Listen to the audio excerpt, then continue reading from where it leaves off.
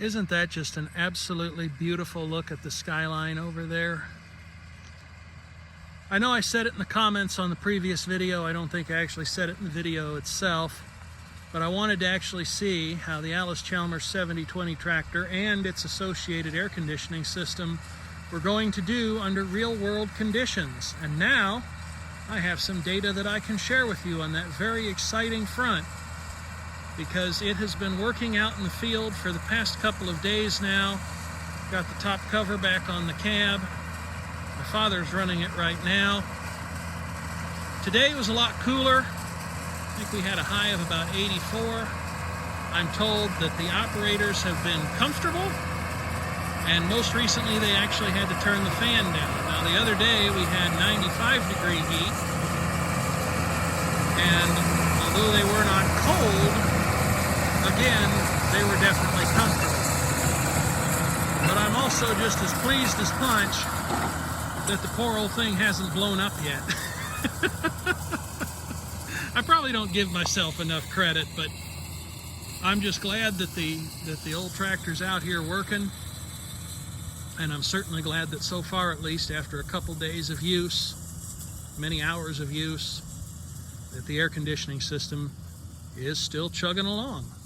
So for those who were curious, yeah, I think maybe it could work a little bit better, but within the confines of its design, I think it's doing everything that it can.